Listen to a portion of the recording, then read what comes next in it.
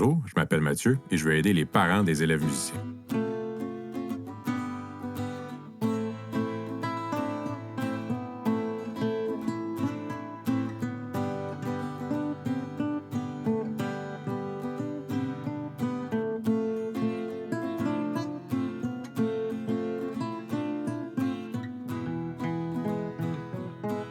Bonjour tout le monde, j'espère que vous allez bien. Je vous souhaite la bienvenue dans ce 9e épisode du Musicien stratégique, un balado que j'ai l'habitude de dédier aux musiciens et musiciennes qui enseignent également. Mais cette fois-ci, aujourd'hui, un petit épisode spécial que je vais consacrer aux parents, donc à l'implication parentale des parents, donc dans le cheminement musical des jeunes enfants.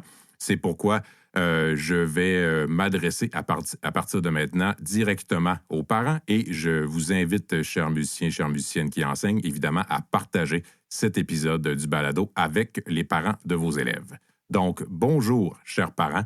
J'espère que vous allez bien. Mon nom est Mathieu Boucher. J'enseigne la pédagogie instrumentale au niveau universitaire depuis plusieurs années et je donne aussi depuis plusieurs années des conférences et des webinaires pour aider les gens comme vous, c'est-à-dire des parents, souvent non musiciens, qui doivent aider leurs enfants à répéter à la maison. Avant d'aborder plus en détail le sujet de l'épisode qui est l'implication parentale, je voulais justement vous présenter un bel exemple d'implication parentale avec la pièce que vous avez entendue en guise d'introduction. La pièce s'appelle Rainbow and Monochrome. Ne la cherchez pas sur Apple Music ou Spotify puisque c'est une composition d'un de mes élèves, donc Thomas, un jeune brillant guitariste qui a 12 ans et qui est, comme je le dis, un bon guitariste, mais qui est surtout un excellent compositeur. Donc, Thomas, c'est un élève que j'ai depuis plusieurs années. J'ai découvert au fil des années son goût et son talent pour la composition et donc en encourageant cet aspect-là de ses capacités, bien évidemment, on sort du moule habituel auquel on est habitué dans les leçons de musique, c'est-à-dire de jouer la musique des autres, jouer des partitions d'autres compositeurs. Avec lui, avec ce projet-là, avec Thomas, on est dans la composition d'un enfant qui se lance dans ce projet-là. On a aussi un autre élément intéressant qui est le fait que ça a été enregistré à sa maison. Donc, papa, Martin, dont je vais parler dans quelques secondes, a commandé donc un bon micro branché à son ordinateur, comme l'est le mien en ce moment, pour enregistrer pour vous ce podcast-là, un enregistrement maison qui a été, en fait, je pense, partagé avec des gens de la famille, qui sera partagé avec plein de monde lorsque cet épisode-là va sortir, puisque le balado Musicien stratégique, j'en suis très fier, est écouté par des musiciens francophones partout sur la planète. Et ça a beaucoup fait sourire Thomas quand je lui ai dit jusqu'où irait sa composition. Donc, un enregistrement maison d'une composition. Et comme je le disais, le deuxième guitariste que vous entendez, c'est le père de Thomas, Martin, qui l'accompagne de façon très générale, d'une façon incroyablement dévouée pour les cours de guitare de son fils et en plus, donc, qui s'implique dans des productions musicales de son fils. Donc, ça fait donc un beau moment, probablement père-fils, lorsqu'ils ont enregistré ça, un projet commun entre eux. Et évidemment, bien, dans ces éléments-là, il y a des choses dont on va justement parler aujourd'hui, puisque le sujet de l'épisode que je vous dédie, chers parents, c'est les forfaits parentaux. Donc, pour examiner différents scénarios possibles pour vous impliquer activement dans le cheminement musical de votre enfant.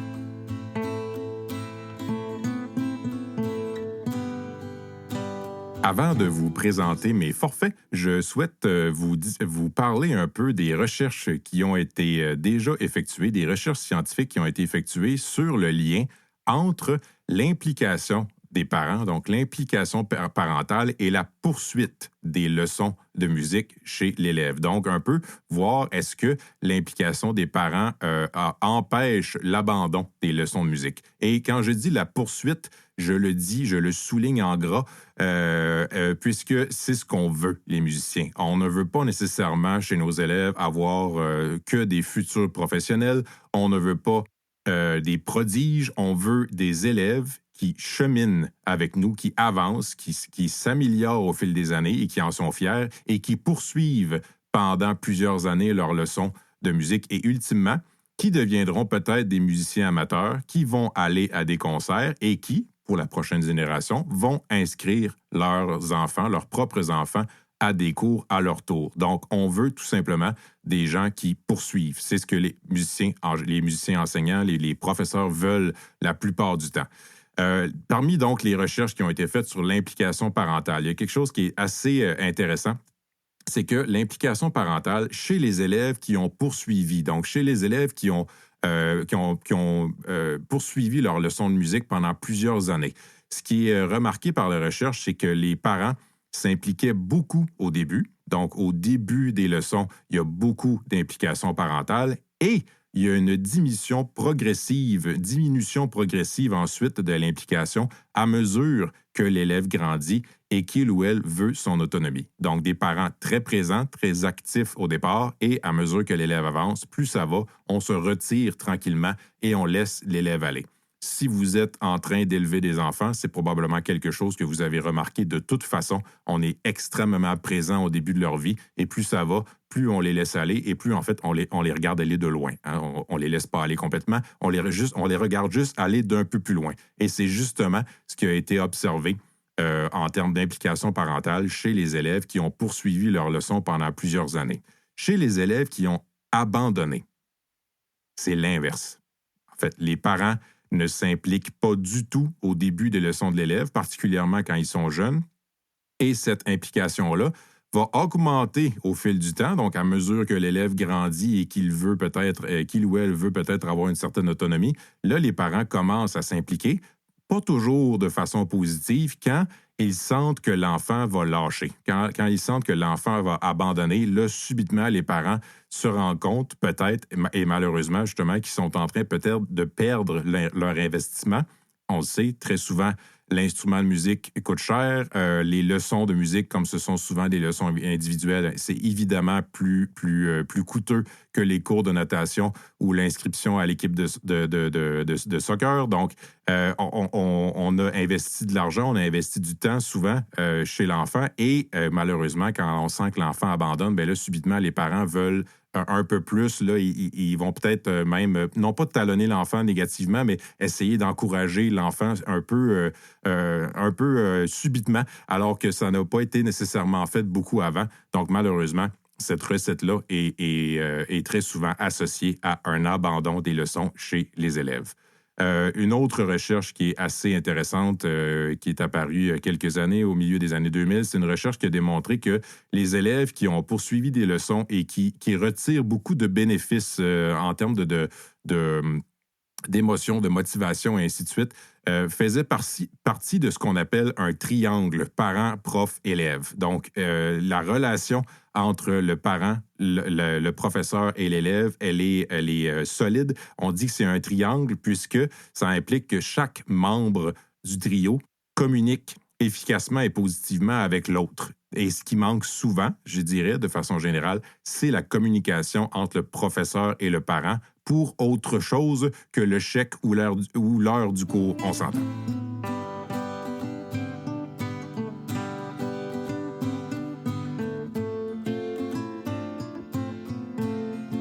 Ce que je vous propose ici, ce sont donc différents scénarios d'implication de votre part dans le cheminement musical de votre enfant. Et je précise que je parle surtout ici des jeunes. On va parler un peu plus tard dans l'épisode. En fait, on va terminer en évoquant les scénarios possibles avec des adolescents.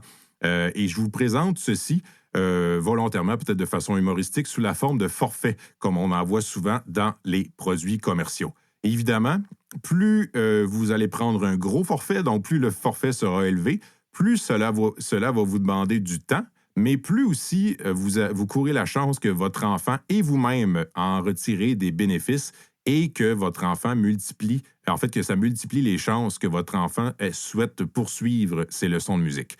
Les forfaits ne sont pas exclusifs, c'est-à-dire vous pouvez mélanger des éléments de chacun et vous pouvez même, si vous le souhaitez, passer d'un forfait à l'autre au fil des semaines. Commercialement, c'est vraiment une bonne affaire que vous faites là en ce moment. Avant toute chose, je vais vous dire bravo, peu importe le forfait dans lequel vous êtes ou le forfait dans lequel vous serez confortable. Je vous dis bravo parce que dans tous ces forfaits-là, vous permettez à votre enfant de suivre des leçons de musique si c'est ce qu'il ou elle souhaitait. J'ai envie de vous dire aussi bravo, et là, ça peut sonner un peu particulier, bravo d'être en train de m'écouter. Je le dis de façon tout à fait qui ne sonne pas nécessairement très humble, mais ce que je veux dire, c'est que si vous êtes en train d'écouter, c'est probablement que vous avez un intérêt pour ceci, et évidemment, cette marque d'intérêt-là, elle est très louable. Donc, que ce soit Oui, mon balado, ou que ce soit d'autres ressources, d'autres façons de vous intéresser, de vous impliquer au cheminement musical de votre enfant, dans tous les cas, c'est positif et je vous dis bravo. Donc, bravo, peu importe le forfait, et bravo de vous intéresser à ce sujet-là. D'abord, commençons par le premier forfait, le forfait de base. Forfait de base. Le forfait de base, il est assez simple. C'est le forfait de base, c'est-à-dire que pour se rendre à un cours de musique, très souvent, l'enfant ne peut pas s'y rendre seul. Et ensuite, des cours de musique, il faut les défrayer et vous les défrayez. Donc, dans le forfait de base, vous prenez la peine d'aller porter votre enfant à son cours de musique et si vous aimez votre enfant, vous allez le rechercher ensuite. Donc, vous allez porter et rechercher votre enfant au cours de musique et vous défrayez les coûts des cours de musique. Donc, ça, c'est le forfait de base. Je vous dis déjà bravo, même si l'implication parentale là-dedans, elle est, comme on pourrait dire, de base, il reste quand même que ce que vous permettez de faire à votre enfant, de un, bon, évidemment, c'est d'apprendre la musique, mais au-delà de ça, vous le mettez en contact probablement avec des éléments de culture auxquels on n'est pas nécessairement toujours associé lorsqu'on a l'âge de votre enfant. Peu importe le genre de musique que votre enfant veut faire dans le cadre de ses cours, ce n'est pas nécessairement tout le temps ce qu'on entend dans les radios commerciales, et ainsi de suite. Donc, c'est super intéressant sur le plan culturel pour votre enfant qu'il suive des cours de musique. L'autre chose qui m'intéresse plus particulièrement à moi, c'est que, contrairement à d'autres activités, évidemment, la musique, ça demande beaucoup d'efforts, mais surtout, ça demande des efforts soutenus et à long terme. Et ça, je pense que dans la vie d'un enfant, il est assez rare, comme par exemple, si votre enfant suit des cours de musique pendant quelques mois et qu'à la fin de ces quelques mois-là, il participe au concert de classe ou au concert de Noël, au concert de fin d'année. Il va arriver sur scène, jouer une pièce qu'il a travaillée pendant des semaines et recevoir des applaudissements pour son travail. Et ça, je pense que pour bien des jeunes enfants, c'est parfois une découverte qu'on n'a pas souvent l'occasion de faire dans notre vie de jeune enfant, c'est-à-dire les vertus de mener à terme un projet à long terme. Donc, mener à terme un grand projet, voir le résultat de semaines de travail, voir ces résultats-là être applaudis, plaire aux gens qui écouteront. Donc, c'est extrêmement positif de faire de la musique sur le plan de cette découverte-là, en tout cas, de la découverte des plaisirs de mener à terme un projet de longue haleine. Donc, passons maintenant au forfait bronze, le deuxième forfait. Forfait bronze. Évidemment, chaque forfait inclut le contenu du forfait précédent. C'est encore une fois une bonne affaire commercialement. Donc, vous avez dans le forfait de bronze, oui, le forfait de base, c'est-à-dire on offre le transport à l'enfant, on va le rechercher à la fin des cours et on défraie. Dans le forfait de bronze, on va ajouter je vais appeler ça un peu plus d'intérêt de votre part. C'est sûr que ça peut être intéressant pour l'enfant que vous lui posiez des questions. Comment ça s'est passé au cours? Qu'est-ce que tu as appris?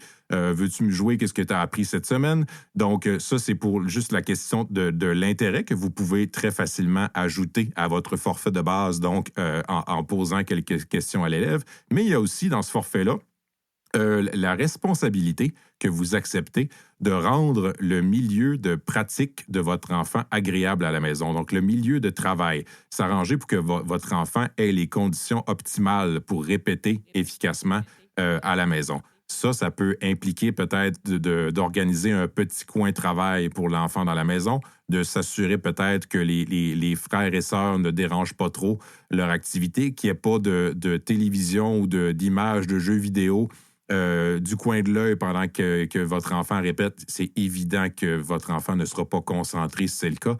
Donc, voir peut-être l'horaire familial pour s'assurer que l'enfant ait le temps de travailler parce que ce n'est pas nécessairement l'enfant qui va planifier son horaire de travail pour la soirée. Donc, finalement, vous vous arrangez, en plus de votre intérêt, pour créer des conditions sur le plan physique, donc du lieu de travail et aussi dans la gestion du temps de votre enfant pour que votre enfant répète efficacement. L'autre chose que vous pouvez ajouter facilement dans ce forfait de bronze, c'est, évidemment, d'assister au concert de votre enfant, assister aux activités aussi, peut-être musicales, les classes d'ensemble, les autres choses peut-être à plus petite échelle que le concert auquel votre enfant va devoir participer, ce qui va évidemment, encore une fois, démontrer votre intérêt.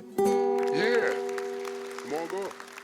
C'est mon Vous gars. pouvez aussi ajouter à ceci des petites prestations pour les proches, que ce soit sur place lorsque les proches sont en visite ou peut-être même par vidéo, des petites vidéos que vous pouvez faire à la maison et partager ensuite à la famille et aux amis de façon électronique, ce qui va permettre à l'enfant de recevoir des bravos de ses oncles, de ses tantes, de ses grands-parents, des parents de ses amis. Donc, finalement, qui va aider votre enfant à se sentir fier de ce qu'il ou elle fait et se sentir aussi supporté par ses proches dans son projet. C'était donc le forfait bronze. Forfait argent. On est maintenant rendu au forfait argent. Donc, le forfait argent comprend encore une fois les deux forfaits précédents, le forfait de base et le forfait bronze. Et dans ce forfait-là, ce forfait argent, vous allez aussi prendre la peine de transmettre des informations intéressantes au professeur de votre élève, c'est-à-dire des informations du genre c'est la fête de sa grand-mère dans un mois. C'est la fête de sa petite sœur dans 2 semaines. Mon enfant a écouté ce film-là en fin de semaine et il ou elle n'arrête pas de fredonner la chanson thème du film. Mon enfant me demande tout le temps de faire jouer cette pièce populaire-là à la maison. Donc, finalement, d'informer le professeur que des intérêts de votre enfant dans ce que vous observez à la maison. Et il est très possible, si vous ne faites pas ça, en fait, il est très possible que, non pas parce que ça n'intéresse pas le professeur, mais il est possible parfois que l'enfant ait l'impression que dans le cours, il faut faire ce que le professeur ou la professeure demande ou propose et qu'il n'y a pas nécessairement de place. Ça ne veut pas dire que l'enfant en est malheureux ou malheureuse, mais ça ne veut pas dire que l'enfant va réaliser que même si je suis en train, par exemple, d'apprendre la musique classique, s'il y a une musique populaire que j'adore, une chanson d'un artiste que j'adore, je pourrais en parler à mon professeur et cette personne-là va m'aider peut-être en m'amenant la partition, en me montrant les accords de la chanson. Donc, on profite ainsi du fait que le professeur va être informé de ce qui plaît à l'enfant et ce qui peut être possible d'ajouter dans le contenu du cours qui est déjà là. Parfois même, ça je vous dis, c'est un fait vécu, il est même très, très possible qu'on ait l'occasion, même si on enseigne de la musique classique, qu'on ait l'occasion, à travers une musique populaire que l'enfant nous amène, d'enseigner à l'enfant des nouvelles notions musicales qu'on n'avait pas encore abordées avec lui ou avec elle. Donc, ça peut être extrêmement positif, finalement, si vous informez le professeur de votre enfant des goûts de votre enfant, de ce que votre enfant souhaite. Évidemment, oui, le professeur est l'expert de la musique dans le trio, mais vous êtes l'expert de votre enfant. Donc, qu'il y ait une communication entre les deux experts au profit de l'enfant, ça ne peut qu'être positif. Ensuite, en plus de transmettre l'information au professeur, vous pourriez, si vous le souhaitez, assister aux 5 dernières minutes du cours pour entendre la conclusion. Donc, par exemple, votre enfant va à un tel endroit pour suivre ses cours de musique. Au lieu de l'attendre patiemment dehors dans la voiture qu'il ou elle sorte, on peut très bien stationner la voiture et s'arranger. Si le cours se termine à 19h30, eh bien, on rentre vers 19h25 dans le local du cours. On rentre discrètement et on écoute les dernières minutes du cours, probablement des minutes, si votre professeur a bien écouté mon épisode précédent, l'épisode 8, des minutes qui seront consacrées à faire une révision du cours et une préparation de la semaine de travail. Donc, le fait que vous assistiez à ces 5 dernières minutes-là va être, d'une part, l'occasion de discuter avec le professeur, discuter justement des choses dont on vient de dire, les goûts de l'enfant, ce que l'enfant aimerait faire, Si parfois votre enfant s'est confié à vous qui était vraiment fatigué de jouer une telle pièce et qu'il ne voulait plus la jouer, mais peut-être que l'enfant n'osera pas le dire au professeur, peut-être que vous pouvez intervenir là-dessus. Donc oui, une occasion de discuter avec le prof, l'occasion aussi donc d'entendre quelle est la conclusion du cours de votre enfant, quelles sont les consignes, les objectifs en fait à poursuivre pour la semaine qui s'amorce et ce qui va vous aider. Ce qui va vous permettre, en fait, d'aider votre enfant à pratiquer, d'aider votre enfant à répéter, en offrant une aide ponctuelle, là, pas nécessairement s'asseoir avec votre enfant pendant 30 minutes à tous les jours pour l'aider à répéter, mais juste parfois entendre votre enfant travailler, que votre enfant soit à portée d'oreille pendant qu'il ou elle répète, et vous allez entendre les erreurs peut-être que votre enfant va faire si il ou elle se bute à une difficulté. Si vous entendez clairement que l'enfant n'est pas en train de faire quelque chose que son professeur lui a dit de faire à la fin de la leçon auquel vous avez assisté. Donc, vous avez entendu ce que votre enfant doit faire pour la semaine. Et donc, ça fait que la conclusion du cours, il y avait, oui, le professeur, mais il y avait deux cerveaux qui écoutaient la conclusion, l'enfant et le parent. Donc, vous avez entendu ce que votre enfant doit faire et votre mémoire de ces consignes-là s'ajoute à ce que l'enfant aura compris. Donc, c'est beaucoup plus utile pour vous d'avoir entendu ça que de vous fier seulement à la mémoire de l'enfant. Forfait or. Maintenant, avant-dernier forfait, le forfait or. On arrive dans le forfait or avec un sujet délicat. Dans le forfait or, une des choses que vous pouvez faire pour aider encore plus votre enfant, c'est d'assister au cours, mais de façon discrète. En plus de donner des ateliers aux parents, je donne aussi depuis plusieurs années des ateliers aux enseignants, donc pour aider finalement à renouveler peut-être leur pédagogie, des nouvelles approches pédagogiques en fait. Et quand je parle de l'importance pour les parents d'assister au cours, j'ai souvent des sourcils qui se lèvent et des gens qui lèvent la main et qui vont dire « Je ne suis pas d'accord, je l'ai essayé une fois, ça s'est mal passé », et ainsi de suite. Quand je dis assister au cours, j'insiste sur le fait d'assister au cours de façon discrète. Comme on dit au Québec, on se peinture dans le mur. Donc, on est dans le coin. On est idéalement peut-être assis dos à votre enfant, c'est-à-dire derrière votre enfant. Donc, votre enfant ne vous voit pas pendant qu'il suit son cours. Il voit son enseignant, il voit son instrument, la partition. Vous êtes derrière en ne faisant pas trop de bruit.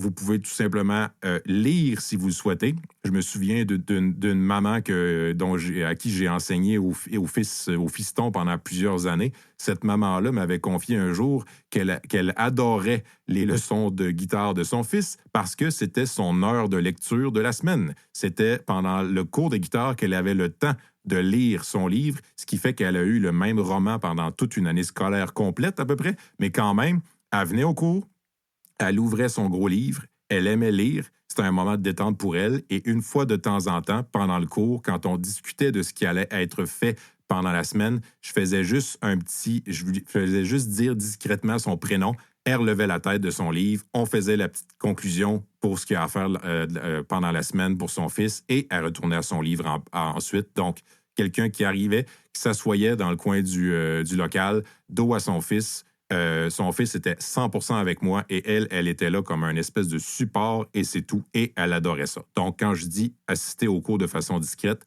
c'en est un exemple. Ne surtout pas intervenir, ne surtout pas, malheureusement, chose que j'ai déjà entendue, obstiner le professeur sur quelque chose. Donc, respectez le fait que vous assistez à un moment privilégié entre votre enfant et son professeur et on reste en retrait. Donc, on assiste de façon discrète.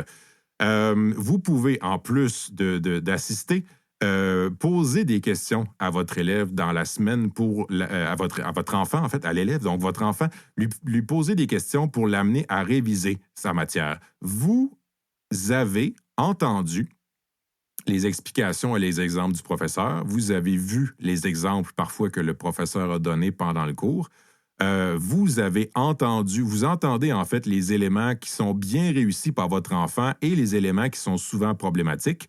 Et donc, vos questions de révision pendant la semaine vont l'aider, votre enfant, à se rappeler les éléments importants. Et puisque vous avez entendu ce qui s'est passé au cours, vous pouvez mieux savoir si sa révision est bonne ou pas. Vous pouvez donc aussi lui faire des petits rappels pendant son travail. Encore une fois, quand on entend notre enfant pratiquer, quand on entend notre enfant répéter, on peut donc une fois de temps en temps lui rappeler des conseils que le professeur dit souvent dans la leçon. Donc, vous pouvez jouer finalement pleinement votre rôle d'assistant professeur ou d'assistante professeur une fois que vous êtes à la maison. Encore une fois, comme je l'ai dit plus tôt, le professeur est l'expert de la musique et de la méthode de travail, mais vous êtes l'expert de votre enfant. Assister au cours permet de vraiment joindre vos forces de façon très, très intense.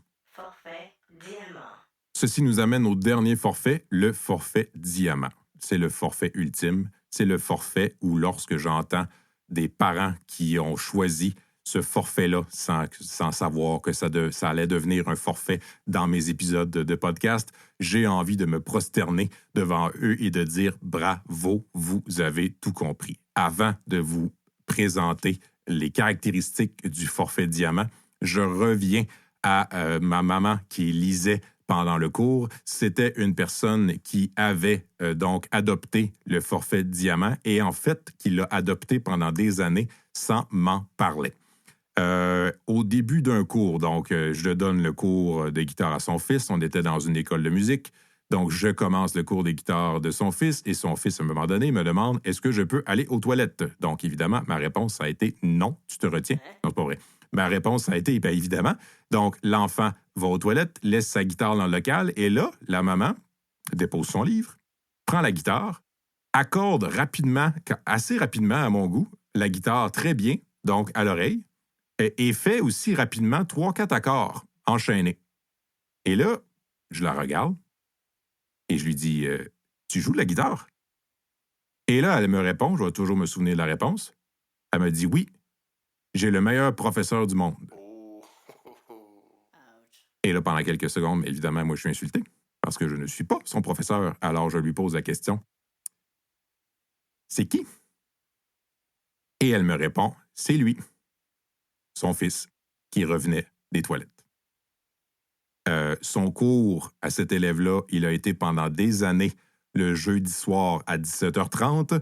Et ce qu'elle me racontait ensuite, quand je lui ai dit « Peux-tu m'en dire plus » avec la réponse qu'elle a faite à ma question, eh bien, ce qu'elle m'a dit, c'est que le jeudi, donc, son fils venait à son cours, il revenait à la maison, il mangeait le repas, donc il soupait, et après le souper, maman s'assoyait et se faisait redonner le cours de la journée par son fiston. Donc, pendant des années, je donnais des cours à son fils et sans que je le sache, son fils lui donnait ensuite des cours une fois rendu à la maison, ce qui fait qu'il y a toujours eu un échange entre les deux.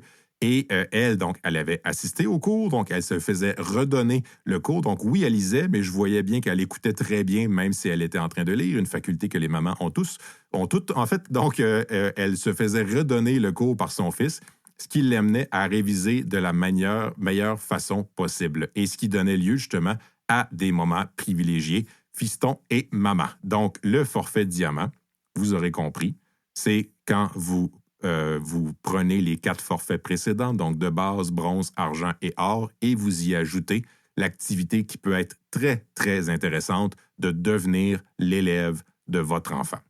Donc, en vous enseignant une fois de retour à la maison, pas nécessairement le soir même comme la maman de mon exemple faisait, mais évidemment pas trop longtemps après le cours pour que les notions vues dans le cours soient fraîches dans la tête de l'élève. Donc, vous prenez un cours avec votre enfant en ayant à vous expliquer les notions apprises dans ses propres mots, votre enfant va réviser de la meilleure manière qui soit. En fait, vos réussites et vos problèmes ne seront pas nécessairement les mêmes que ceux de votre enfant, ce qui va l'amener, votre enfant, à appliquer ce qu'il apprend, mais dans de nouvelles situations, et donc à faire des transferts, à faire face à des nouvelles situations avec le même savoir qui est impliqué. Tout ceci peut même mener à des beaux projets de duo. Donc, mon exemple de musique en guise d'introduction, mon élève Thomas et son père. Donc, évidemment, Thomas n'a jamais été le professeur de son père, puisque son père était déjà guitariste avant que Thomas prenne des cours, mais quand même, ça a mené à un projet de duo père-fils, ce qui peut devenir un projet de duo aussi pour vous et votre enfant.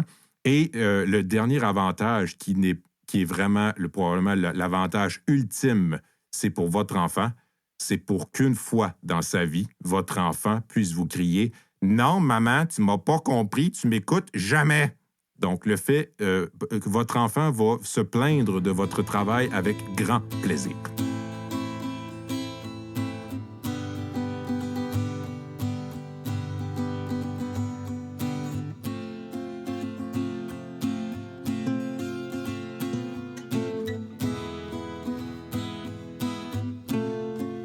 À mesure que les années passent, vous pouvez reculer de forfait. C'est-à-dire, à mesure que si vous souhaitez évidemment, à mesure que votre enfant prend de l'autonomie, à mesure que les années passent, donc, vous pouvez reculer de forfait, c'est-à-dire devenir de plus en plus, non pas absent, mais éloigné, un peu plus détaché peut-être, tout en offrant un support si c'est nécessaire, mais donc retirer graduellement votre appui au profit d'une plus grande autonomie de votre enfant. Ça, c'est l'ingrédient important. Il faut que le fait de vous retirer soit positif pour l'enfant.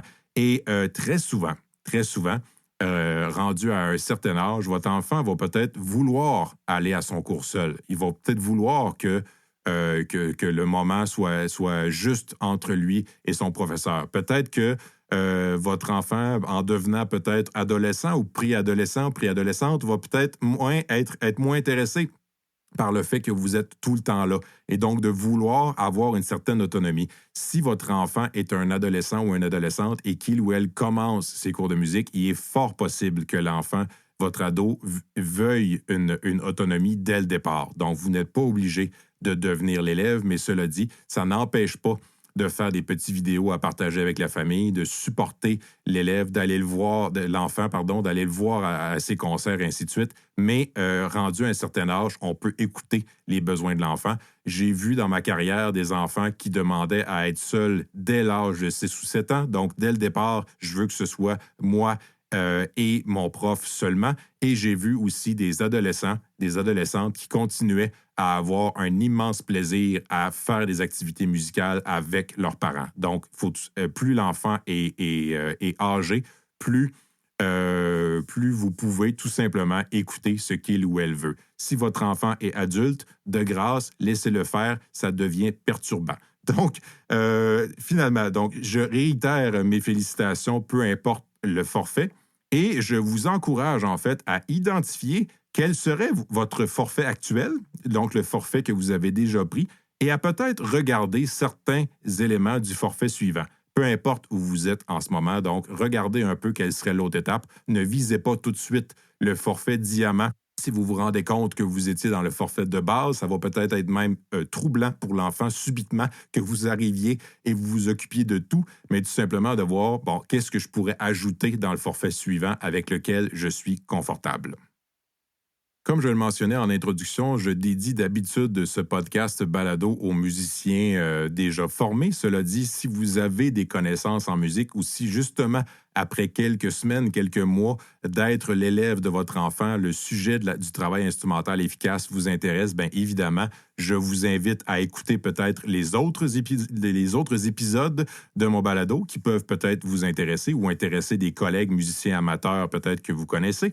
Maintenant, pour les professeurs et les directions d'écoles de musique qui m'écoutent, je vous invite à aller, et les parents aussi, en fait, je vous invite tout le monde, en fait, à aller dans la section ressources de mon site internet www.musicienstratégique.com, musicien stratégique en un mot sans accent, où vous trouverez un petit document à faire imprimer et peut-être coller au mur de votre école de musique pour les professeurs ou dans votre local d'enseignement, donc pour les professeurs et les directions d'école, peut-être aussi pour les parents pour vous rappeler quelles étaient les caractéristiques des différents forfaits. Donc, vous aurez une affiche à faire imprimer qui peuvent être, comme je le disais, dans les corridors de votre école de musique ou dans votre local pour peut-être initier des conversations sur le sujet entre les professeurs et les parents. Donc, je termine en disant un gros merci à mon ami Jean-Sébastien Potvin de Vonti Productions qui s'occupe de la post-production de mon balado. Et évidemment, je dis merci et je vous laisse au bon soin de mon élève Thomas et sa composition Rainbow and Monochrome. Donc, chers parents, j'espère que cet épisode vous a plu. J'espère vous retrouver peut-être pour des prochains épisodes à l'avenir qui seront encore considérés consacrés à d'autres facettes de l'implication parentale. Et je vous dis merci beaucoup. Prenez soin de vous.